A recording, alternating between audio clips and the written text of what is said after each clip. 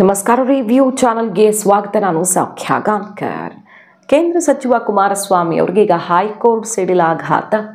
ಒಂದಲ್ಲ ಎರಡೆರಡು ಶಾಕ್. ಬಹಳ ದೊಡ್ಡ ಸಂಕಷ್ಟದಲ್ಲಿ ಸಿಕ್ಕಾಕೊಳ್ತಾ ಇದ್ದಾರೆ ಕುಮಾರಸ್ವಾಮಿ. ಹಾಗಾದರೆ ಮಾಹಿತಿನ ಮುಂದೆ ಇಡ್ತಾ ಹೋಗ್ತೀವಿ. ಮಿಸ್ ಮಾಡ್ತಾರೆ ನಮ್ಮ ಚಾನಲ್ನ ಸಬ್ಸ್ಕ್ರೈಬ್ ಮಾಡಿ, ನಿಮ್ಮ ಅಭಿಪ್ರಾಯ ಕಮೆಂಟ್ ಮಾಡಿ ತಿಳಿಸಿ. ಎಸ್ ವೀಕ್ಷಕರೇ, ಕೆತ್ತಗಾನಹಳ್ಳಿ ಅಲ್ಲಿ ಒತ್ತುವರಿ ತೆರವು, JCB ಘರ್ಜನೆ ಎಲ್ಲ ಗಮನಿಸಿದ್ವಿ. ಅದು ಮುಂದೆ ಕೋರ್ಟಲ್ಲಿ ಏನಾಗುತ್ತೆ ಬಿಡುತ್ತೆ ಅನ್ನೋದಕ್ಕಿಂತ ಅವ್ರಿಗೆ ರಾಷ್ಟ್ರ ಮಟ್ಟದಲ್ಲಿ ಮುಜುಗರಕ್ಕೆ ಕಾರಣ ಆಯಿತು. ಒಬ್ಬರು ಸಿಟ್ಟಿಂಗ್ ಮಿನಿಸ್ಟರ್, ಕೇಂದ್ರ ಸಚಿವರಿಗೆ ಈ ರೀತಿ ಒತ್ತುವರಿ ತೆರವು ಮಾಡೋದಕ್ಕೆ JCB ನುಗ್ಗತ್ತೆ ಎಕರೆಗಟ್ಟಲೆ ಅನ್ನುವಂಥದ್ದು ಗಂಭೀರ ಆರೋಪ. ಈ ಕೇಸು ಕೋರ್ಟು ಅದೊಂದು ರಾಷ್ಟ್ರ ಮಟ್ಟದ ಗಮನ ಸೆಳೀತು. ಶತ್ರುಗಳಿಗೆ ಆಹಾರ ಆಯ್ತಲ್ವ. ಅದರ ಬೆನ್ನಲ್ಲೇ ಈಗ ಮತ್ತೊಂದು ಮಹತ್ವದ ಬೆಳವಣಿಗೆ ನೋಡಿ. ಕುಮಾರಸ್ವಾಮಿ ವಿರುದ್ಧದ ಸಾಯಿ ವೆಂಕಟೇಶ್ವರ ಅಕ್ರಮ ಗಣಿಗಾರಿಕೆ ಕೇಸ್ನಲ್ಲಿ ಲೋಕಾಯುಕ್ತ ತನಿಖೆಗೆ ಈಗ ಹೈಕೋರ್ಟೇ ಅಸ್ತು ಎಂದಿದೆ. ಲೋಕಾಯುಕ್ತದ ಎದುರಿದ್ದಂತಹ ಅಡೆತಡೆ ಕಂಪ್ಲೀಟ್ ಆಗಿ ಕ್ಲಿಯರ್ ಆಗಿದೆ. ಸೊ ಸರ್ಕಾರ ತನ್ನನ್ನು ಟಾರ್ಗೆಟ್ ಮಾಡ್ತಾ ಇದೆ ಅಂತಲ್ವಾ ಕುಮಾರಸ್ವಾಮಿ ಅವರು ಹೇಳ್ತಿರೋದು. DK ಸಿದ್ದರಾಮಯ್ಯನವ್ರು ನನ್ನನ್ನು ಮುಗಿಸೋಕೆ ನೋಡ್ತಿದ್ದಾರೆ ರಾಜಕೀಯವಾಗಿ ಅಂತ. ಅದು ರಾಜಕೀಯ ಲೆಕ್ಕಾಚಾರಗಳು ಸತ್ಯನೋ ಸುಳ್ಳು, ಬಟ್ ಸರ್ಕಾರಕ್ಕೆ ಈಗ ಕಾನೂನು ಅಸ್ತ್ರವೇ, ಬಲಿಷ್ಠವಾದ ಅಸ್ತ್ರವೇ ಸಿಕ್ಕಂತಾಗಿದೆ ಕುಮಾರಸ್ವಾಮಿ ಅವರ ವಿರುದ್ಧ. ಕೇಂದ್ರ ಸಚಿವ ಕುಮಾರಸ್ವಾಮಿ ವಿರುದ್ಧ ಈಗ ಗಣಿಗಾರಿಕೆ ಕೇಸ್ನ ತನಿಖೆಯನ್ನು ನಡೆಸೋದಕ್ಕೆ ಕರ್ನಾಟಕ ಹೈಕೋರ್ಟ್ ಸಮ್ಮತಿ ಕೊಟ್ಟಿದೆ. ಅಸಲಿಗೆ ಮಾರ್ಚ್ 28ರಂದು ಎರಡು ವಿಚಾರಗಳು ಹೈಕೋರ್ಟ್ ಮುಂದೆ ಬಂದಿದ್ವು. ಒಂದು, ಲೋಕಾಯುಕ್ತ SIT ಮುಖ್ಯಸ್ಥ ಚಂದ್ರಶೇಖರ್ ಅವರಿಗೆ ಬೆದರಿಕೆ ಹಾಕದ ಪ್ರಕರಣ, ಅದು ಜೋರು ಗಲಾಟೆ ಆಯ್ತಲ್ಲ. ಆಗ ಅದರಲ್ಲಿ HDK ಅವರ ವಿರುದ್ಧ ತನಿಖೆ ನಡೆಸದಂತೆ ಇದ್ದ ತಡೆಯಾಜ್ಞೆಯನ್ನು ಹೈಕೋರ್ಟ್ ವಿಸ್ತರಿಸಿದೆ. ಅಲ್ಲಿ ಸ್ವಲ್ಪ ಮಟ್ಟಿಗೆ ರಿಲೀಫ್ ಅಂತ ಹೇಳಬಹುದು. ಆದರೆ ಸಾಯಿ ವೆಂಕಟೇಶ್ವರ ಅಕ್ರಮ ಗಣಿಗಾರಿಕೆ ಕೇಸ್ನಲ್ಲಿ ಅವರ ವಿರುದ್ಧದ ತನಿಖೆಗೆ ಅಸ್ತು ಎಂದಿದೆ. ಅಲ್ಲಿ ದೊಡ್ಡ ಆಘಾತ ಎದುರಾಗಿದೆ.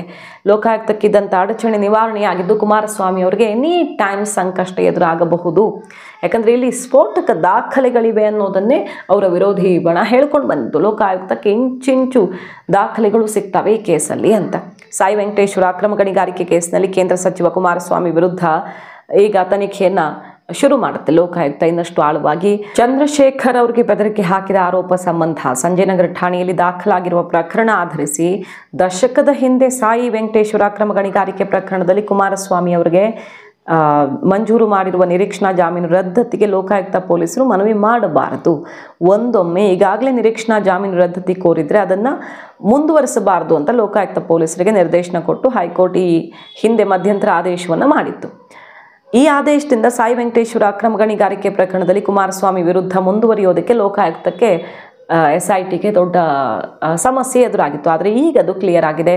ಲೋಕಾಯುಕ್ತ SIT ಮಧ್ಯಂತರ ಅರ್ಜಿಯೊಂದನ್ನು ಸಲ್ಲಿಸಿ ಚಂದ್ರಶೇಖರ್ ಪ್ರಕರಣದಲ್ಲಿ ನೀಡಿರೋ ಆದೇಶವನ್ನು ಈ ಪ್ರಕರಣಕ್ಕೆ ಮಾತ್ರ ಸೀಮಿತಗೊಳಿಸುವಂತೆ ಈಗ ಕೋರ್ಕೊಂಡ ಮೇಲೆ ಇದ್ದಂತಹ ಅಡೆತಡೆ ಕ್ಲಿಯರ್ ಆಗಿರೋದು. ನ್ಯಾಯಮೂರ್ತಿ ಪ್ರದೀಪ್ ಸಿಂಗ್ ಯರೂರ್ ಅವರ ಏಕಸದಸ್ಯ ಪೀಠ ಈ ಆದೇಶವನ್ನು ಕೊಟ್ಟಿದೆ.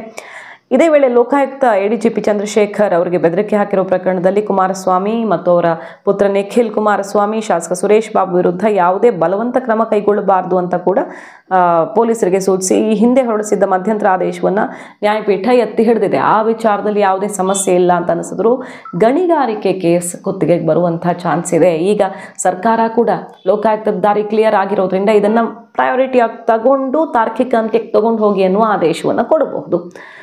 ಸಹಜವಾಗಿ ಲೋಕಾಯುಕ್ತ ಸರ್ಕಾರದ ಮೂಗಿನ ನೇರಕ್ಕೆ ನಡೆಯುತ್ತೆ ಅಂತ ಬೇರೆ ಆರೋಪ ಮಾಡ್ತಿದ್ದಾರಲ್ವ, ಬೇಕು ಅಂತಲೇ ಟಾರ್ಗೆಟ್ ಮಾಡ್ತಿದ್ದಾರೆ ಅಂತ. ಅಂಥದ್ರಲ್ಲಿ ಈಗ ಲೋಕಾಯುಕ್ತದ ದಾರಿ ಕ್ಲಿಯರ್ ಆಗಿರೋದ್ರಿಂದ ಇಕ್ಕಟ್ಟಿಗೆ ಸಿಲುಕ್ತಾರ ಕುಮಾರಸ್ವಾಮಿ. ಮಾಹಿತಿ ನಿಮ್ಗೆ ಇಷ್ಟ ಆಗಿದ್ರೆ ಮಿಸ್ ಮಾಡಿದ್ರೆ ನಮ್ಮ ಚಾನಲ್ನ ಸಬ್ಸ್ಕ್ರೈಬ್ ಮಾಡಿ, ನಿಮ್ಮ ಅಭಿಪ್ರಾಯ ಕಮೆಂಟ್ ಮಾಡಿ ತಿಳಿಸಿ. Thank you.